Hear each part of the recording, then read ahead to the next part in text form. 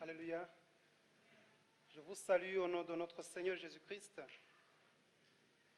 Que la paix soit avec vous tous.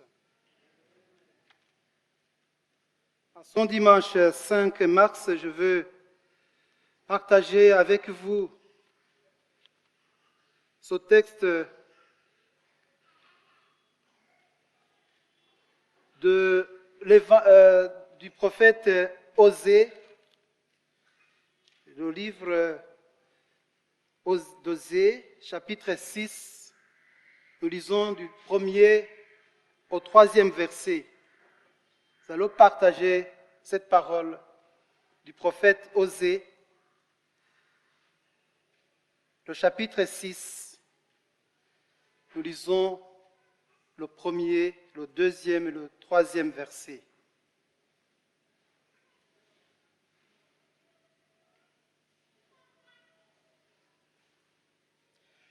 Venez, retournons à l'Éternel, car il a déchiré, mais il nous guérira. Il a frappé, mais il pansera nos plaies. Il nous rendra la vie dans 2 jours. Le 3e jour, il nous relèvera. Et nous vivrons devant lui. Connaissons, cherchons à connaître l'Éternel. Sa venue est aussi certaine que celle de l'aurore. Il viendra pour nous comme une ondée, comme la pluie du printemps qui arrose la terre. Amen. Prions le Seigneur. Seigneur, parle à nous. Enseigne-nous, Seigneur, que ta voix se fasse entendre dans nos cœurs. Inscris ta parole dans nos pensées, afin que toute notre vie soit dans ta volonté. Au nom de Jésus-Christ. Amen. Chers frères et sœurs, c'est la grande joie que nous avons aujourd'hui. Premièrement, pour les baptisés, quand même. C'est la grande joie d'être avec ces baptisés. Et pour ne pas attendre autant des annonces, au moins je veux que vous puissiez les voir. Les baptisés. Est-ce que vous pouvez vous lever, au moins saluer l'Assemblée? Parce que nous sommes avec vous en ce dimanche.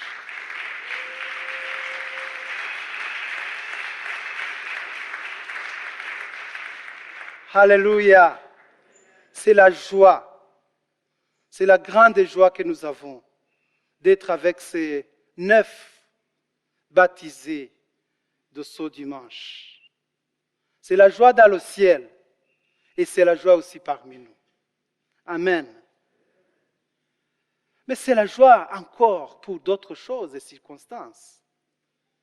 Et je vais citer 2 choses aussi qui nous rendent la joie. C'est la joie parce que l'Église ancienne, l'Église universelle a commencé la célébration des 40 jours qui précèdent la Pâque. 40. Normalement, c'est 46. Parce que les dimanches ne sont pas comptés normalement dans ces 40. Mais c'est les 40 jours. Les 40 jours de la passion du Christ. C'est les jours où nous nous souvenons de notre rédemption, de notre salut que Jésus-Christ nous a donné lors de sa mort et de sa résurrection. C'est la grande joie que nous avons. Ces jours que nous avons commencé le mercredi passé. Et toute l'Église, pendant toute cette période, nous sommes dans ces temps où nous méditons, nous pensons sur les souffrances de notre Seigneur.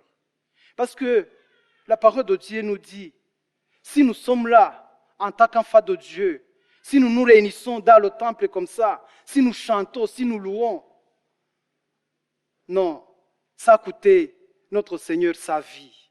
Ça lui a coûté son sang. Il a dû verser son sang sur la croix. Et nous nous souvenons de cela. Troisième moment. D'ailleurs, comme nous a dit ce texte, le verset 3 qui nous dit « Connaissons, cherchons à connaître l'Éternel. Sa venue est aussi certaine que celle de l'aurore. Il viendra pour nous comme inondé, comme la pluie du printemps qui arrose la terre. » C'est le printemps, n'est-ce pas? L'hiver fini, c'est le printemps. Alléluia. Et ce n'est pas pour rien que la parole de Dieu dit « Connaissons, cherchons à connaître l'Éternel. Sa venue est aussi certaine que l'aurore. » La venue du Seigneur est comme la venue du matin. Chaque fois que nous dormons la nuit, nous nous attendons au matin, n'est-ce pas? Et le matin vient. Et le matin vient certainement. La parole de Dieu nous dit, le Seigneur aussi vient comme l'aurore. Comme l'hiver donne place au printemps, de même le Seigneur vient vers nous et apprêtons-nous à l'accueillir. Aujourd'hui, j'ai voulu partager avec vous ce texte très prophétique du prophète Osée. Et le thème de la prédication, c'est la connaissance de l'Éternel, la connaissance de Dieu. La connaissance de Dieu. C'est un mot très général. Nous parlons de ça. Peut-être c'est quelque chose de très connu, mais qu'est-ce que la connaissance de Dieu? Et je veux, avant cela, au moins nous rappeler quelques faits du temps d'Osée. Ce petit prophète, il est parmi les petits prophètes, mais qui ont prophétisé sont les anciens prophètes. Osée, Amos et les autres sont les prophètes qui ont prophétisé il y a très longtemps, avant Ésaïe, avant Jérémie, avant les autres. Et il a prophétisé pour le royaume d'Israël, le royaume du Nord, sous le règne du roi Jéroboam. Jéroboam qui a régné entre l'année 780 et 740 avant Jésus-Christ. C'était un long règne prospère de 40 ans. Et quand nous lisons ce livre d'Osée, le chapitre 1, nous voyons qu'au moment où Israël était prospère, Juda était troublé. Juda était troublé. Des royautés, des rois qui duraient quelques années, alors que le royaume d'Israël était prospère, très riche, très prospère. Mais ça a été aussi un tas très difficile pour le peuple d'Israël. Parce que le peuple d'Israël, dans cette prospérité et dans cette recherche de la richesse et de la fertilité, ils ont voulu copier les pratiques des peuples voisins, des Syriens, des Cananéens, des Philistins. Et puis, ces Philistins, ces Cananéens, adoraient le dieu Baal. Le dieu Baal, qu'on disait, c'était le dieu de la fertilité. Et quand le peuple d'Israël était prospère, il s'était dit, c'est à cause de Baal, le dieu de la fertilité, que nous avons été aussi prospères.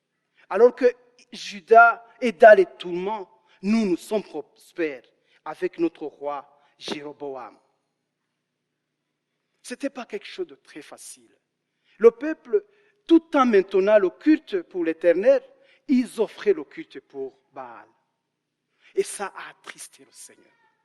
Ça a attristé le Seigneur Dieu. Et il a dit à Osée de venir et de proclamer et de prophétiser pour son peuple. Il a fait une prophétie très forte. Je veux que nous puissions lire quelques passages du premier chapitre. Le premier chapitre, quelques versets qui commencent. Le premier verset. Parole de l'Éternel qui fut adressée à Osée, fils de Béri, au temps d'Ozias, d'Oyotam, d'Ahaz, d'Ézéchias, roi de Juda. Vous voyez combien de rois de Juda. Et au temps de Jéroboam, fils de Joas, roi d'Israël. Début du message de l'Éternel, transmis par Osée. L'Éternel dit à Osée, va, prends une femme prostituée et des enfants de prostituées, car le pays se vautre dans la prostitution en abandonnant l'Éternel. Il alla et prit Gomère, fille de Jiblaïm. Elle devait enceinte et lui enfanta un fils. Et l'Éternel lui dit, appelle-le du nom de Jizréel, car encore un peu de temps et j'interviendrai contre la maison de Jéhu à cause du sang versé à Jizréel. Je mettrai fin au royaume de la maison d'Israël. Et là, c'est une prophétie très profonde où le Seigneur dit à son serviteur, Osée, afin de pouvoir annoncer un message, que le peuple puisse écouter. Il dit à Osée, va, prends une femme prostituée, prends ses enfants, épouse la prostituée, afin que je puisse communiquer à son peuple.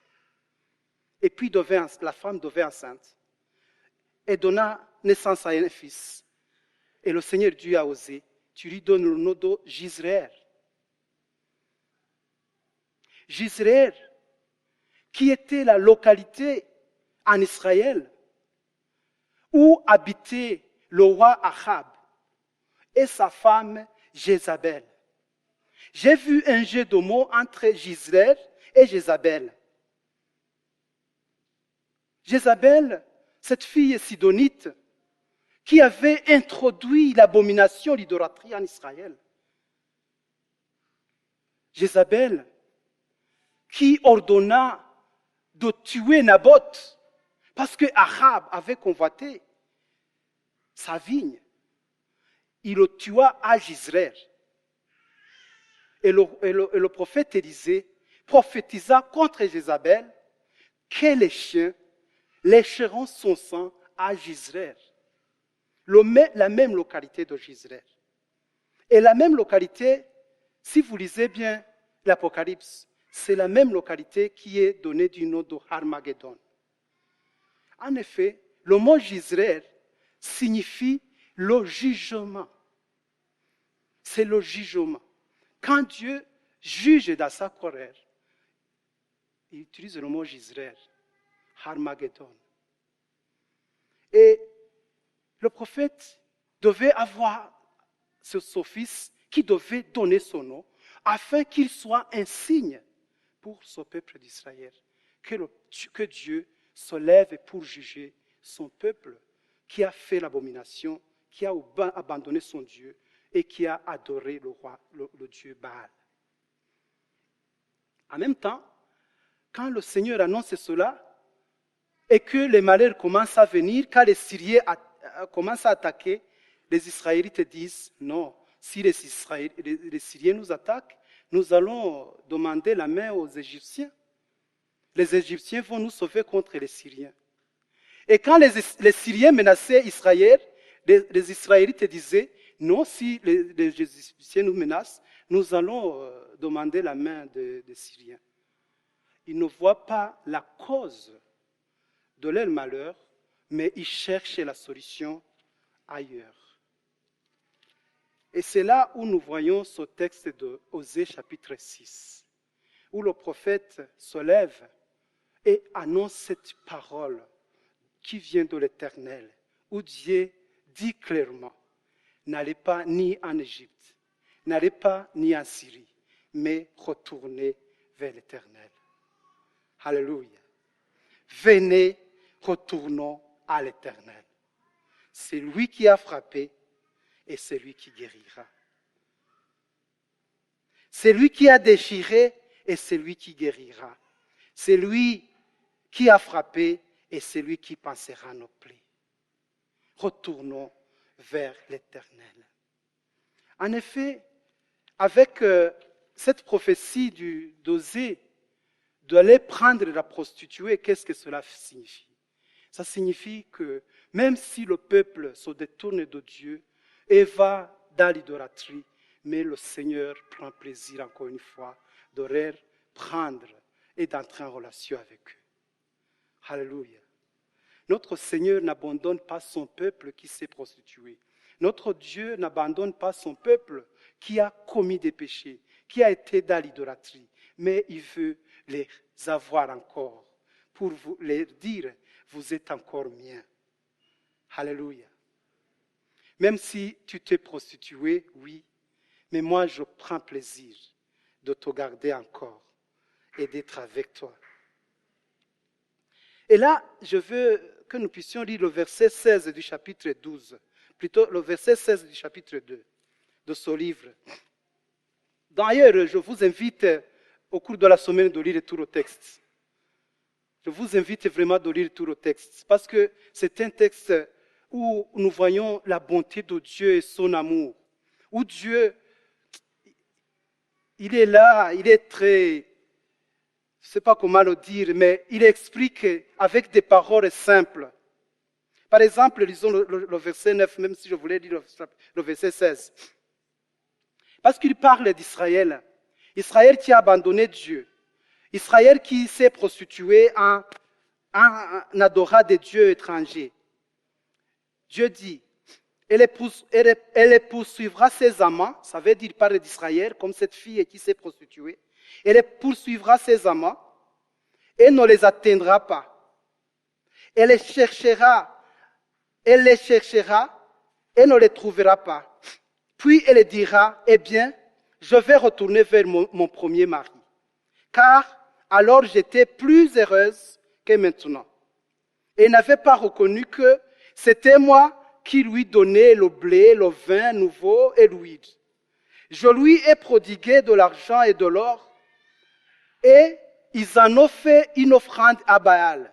C'est pourquoi je reviendrai prendre mon blé en son temps et mon vin nouveau dans sa saison. Je retirerai ma laine et mon lin qui devaient couvrir sa nudité. Voilà. Donc, l'Éternel dit, Israël, c'est moi qui t'ai fait tel que tu es. Si tu es comme ça, c'est à cause de moi. C'est moi qui t'ai retiré de l'Égypte. C'est moi qui t'ai fait un peuple. Ces années de prospérité de Jéroboam, c'est à cause de moi. Et toi, tu t'es prostitué. Tu es allé chercher tes amants ailleurs. Ok, tu vas les chercher, tu ne les trouveras pas. Tu ne les trouveras pas. Et après, tu vas te dire, comme le fils prodigue, il faut que je retourne vers mon père. Il faut que je retourne vers mon premier mari.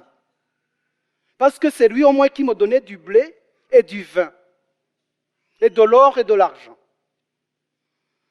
Au verset 16.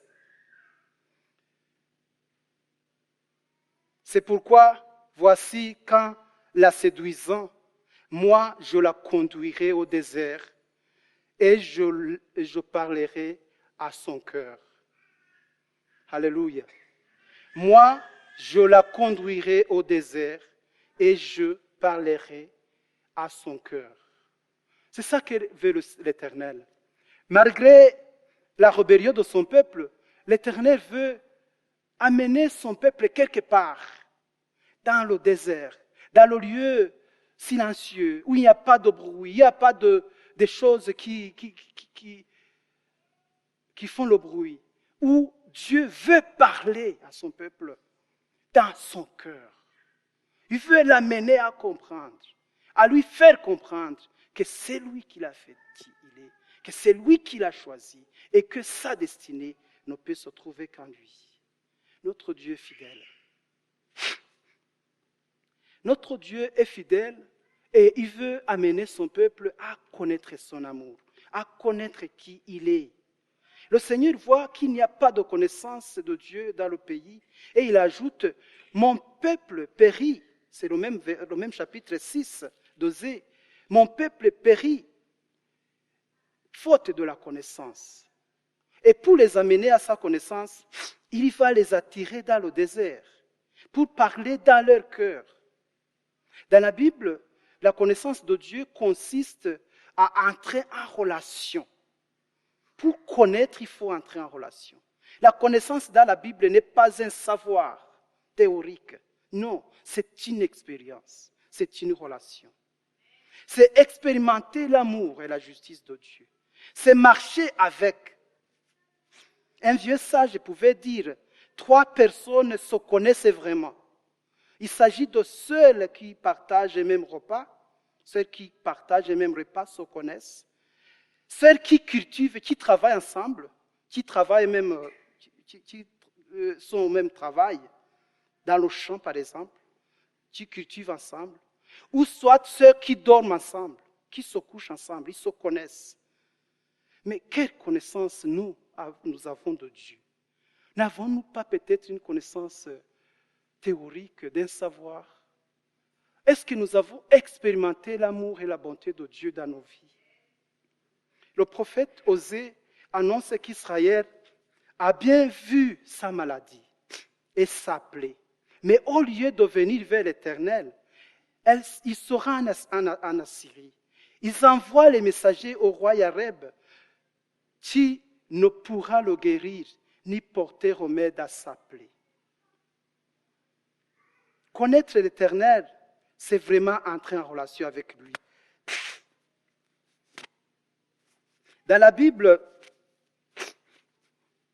Dieu reproche à son peuple de ne pas le connaître vraiment et de vouloir suivre les lois. C'est comme ça que dans le livre d'Ésaïe, il y a quelque part où il est écrit que la parole de Dieu pour eux sera que l'être sur l'être. La connaissance de Dieu, ce n'est pas la lettre, c'est l'esprit, c'est l'expérience. Entrer en relation avec Dieu. Connaître Dieu ne doit pas rester une relation extérieure, formaliste, mais une authentique connaissance de Dieu qui doit pénétrer jusqu'au cœur et se traduire dans la vie. La connaissance de Dieu doit pénétrer dans notre cœur et doit se traduire dans la vie réelle de tous les jours. Et pour cela, il y a 2 façons que Dieu utilise pour se faire connaître à son peuple. Et les 2 façons, Dieu les utilise pour le même but. Le problème, c'est que des fois, quand ça nous arrive, nous pensons que c'est le mal, c'est le jugement, c'est pas bon. Mais Dieu utilise les 2 façons pour se faire connaître. Et les 2 façons qui sont apparemment contradictoires, c'est l'alliance et le jugement. L'alliance et le jugement. Dieu, pour se faire connaître, entre en alliance avec son peuple. C'est comme ça qu'il a fait avec Abraham. C'est comme ça qu'il a fait avec Isaac, Jacob et les autres, le peuple de Dieu. C'est comme ça qu'il a fait avec nous. C'est comme ça qu'il fait avec ses baptisés. Il entre en alliance avec vous. C'est pour que vous puissiez le connaître. Dieu entre en alliance avec vous par le baptême. Et quand Dieu entre en alliance avec nous, il ne faut pas prendre ça comme quelque chose de mérité. Ou peut-être que c'est à cause d'eux. Non, ce n'est pas parce que vous avez suivi tous les cours. Non. Ce n'est pas parce que vous êtes né dans des familles chrétiennes. Non. Ce n'est pas parce que vous aviez été... Non, ce n'est pas ça. C'est par grâce. Entrer en alliance, c'est immérité. Parce que personne ne peut pas choisir d'être dans l'alliance. C'est comme ça qu'un enfant ne peut pas choisir de naître dans telle ou telle famille. Vous êtes né dans la famille des enfants de Dieu, c'est par grâce. Et nous sommes enfants de Dieu, nous sommes peuple de Dieu, c'est par grâce. C'est pour que nous puissions connaître notre Dieu, que c'est un Dieu gracieux. Mais la deuxième façon de se faire révéler, de se faire connaître de Dieu, c'est le jugement. Et ça, c'est grave. Parce que nous voyons dans la Bible beaucoup de fois où son peuple est jugé, condamné, les morts, les guerres, ainsi de suite. l'exportation, l'exil en Égypte, en Babylone. Mais tout ça, c'est pour que le peuple soit amené à connaître Dieu. C'est la même parole que nous avons lue. Je vais t'attirer et te conduire au désert afin de te parler dans ton cœur.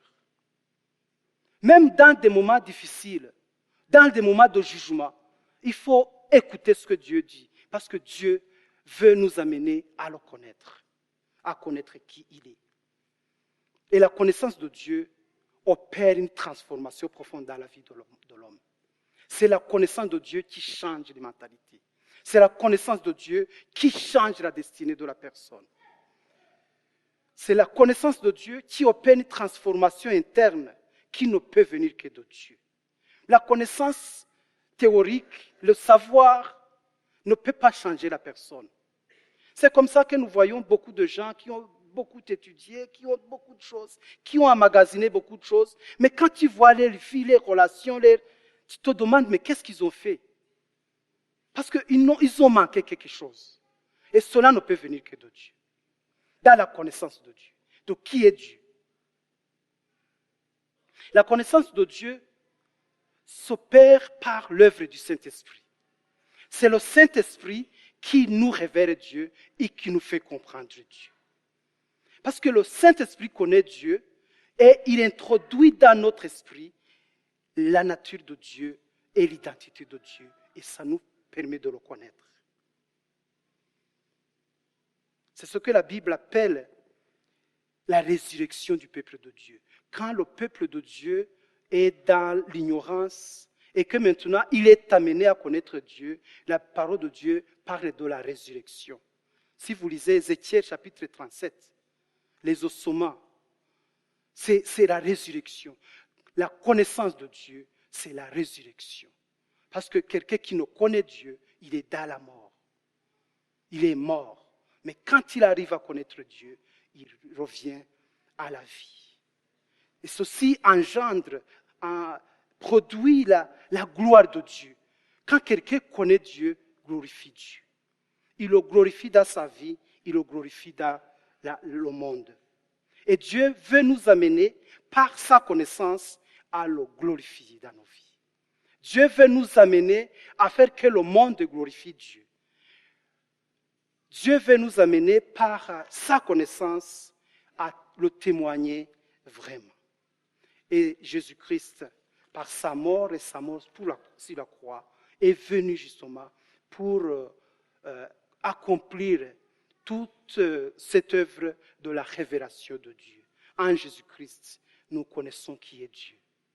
Dieu qui s'est fait homme, Dieu qui a donné sa vie, Dieu qui s'est fait faible, Dieu qui s'approche à nous et prend notre condition, qui nous révèle son amour jusqu'à donner sa vie, jusqu'à dépouiller les pouvoirs et les principautés. Jésus-Christ, par sa mission, révèle Dieu le Père et les mystères de son royaume d'amour et de paix. Il enseigne avec autorité. Il refuse de satisfaire les vaines curiosités humaines. Son enseignement n'était pas théorique, mais se présentait comme une bonne nouvelle et un appel à la conversion. En Jésus-Christ, Dieu se fait proche de façon qu'il est possible de discerner les temps. En Jésus-Christ et les temps, Dieu se fait proche et nous sentons sa présence. Nous sentons sa gloire. Parce qu'en Jésus-Christ, Dieu se fait proche. Et nous pouvons sentir sa présence. Et nous pouvons être inspirés aussi à l'accueillir. L'Esprit nous attire à l'accueillir. Parce qu'il est présent et il vient vers nous. Aux paroles de Jésus, il joignit des miracles, des guérisons, des signes qui accompagnaient sa parole. Et tout cela doit révéler que Dieu vraiment est présent, que Jésus-Christ est Emmanuel, le Dieu parmi nous. Chers frères et sœurs, en Jésus-Christ, les yeux s'ouvrent pour connaître Dieu réellement, pour voir ses œuvres et discerner les temps. pour nous amener à connaître Dieu dans son amour. Jésus va jusqu'à mourir sur la croix pour nous. C'est pourquoi l'apôtre Paul pouvait dire, plutôt l'apôtre Jean pouvait dire dans 1 Jean chapitre 4, versets 8 et 9, que celui qui n'aime pas n'a pas connu Dieu, car Dieu est amour. L'amour de Dieu a été manifesté envers nous en ce que Dieu a envoyé son Fils unique dans le monde afin que nous puissions vivre par lui. C'est par la révélation de cet amour grand de Jésus-Christ que nous pouvons connaître Dieu.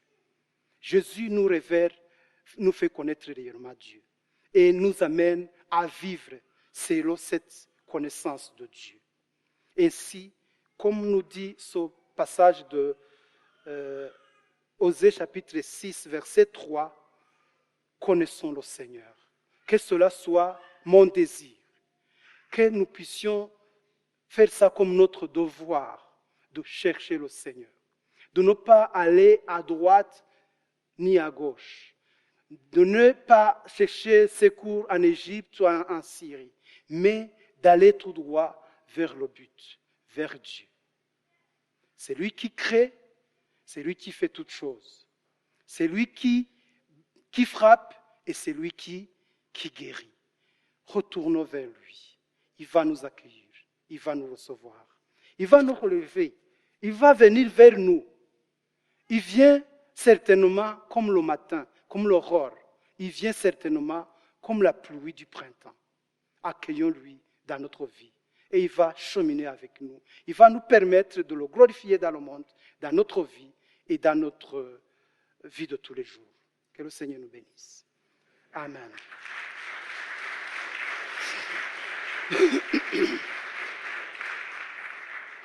Nous allons prier. Je ne sais pas comment tu vis avec ton Dieu. Est-ce que tu le connais? Est-ce que tu as entendu parler de lui? Est-ce que tu entres en relation avec lui? Est-ce que tu réalises combien il t'aime? Est-ce que tu acceptes de marcher avec lui, de partager avec lui, de rester toujours uni à lui et de le connaître vraiment? Si c'est ton désir ce matin, tu peux te lever et nous allons prier ensemble.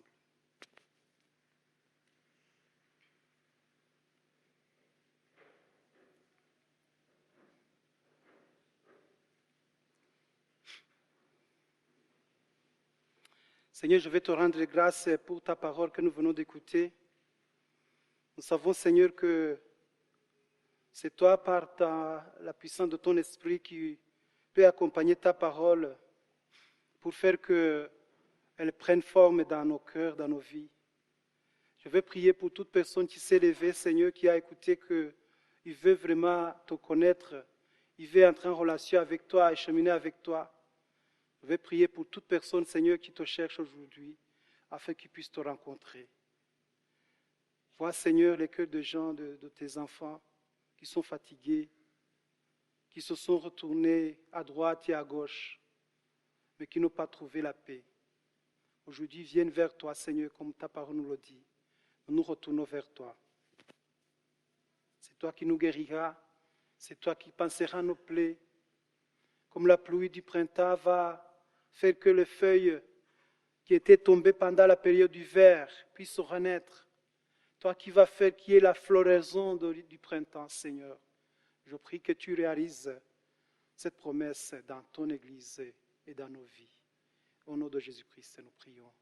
Amen. Que le Seigneur vous bénisse. Calvin, let's go.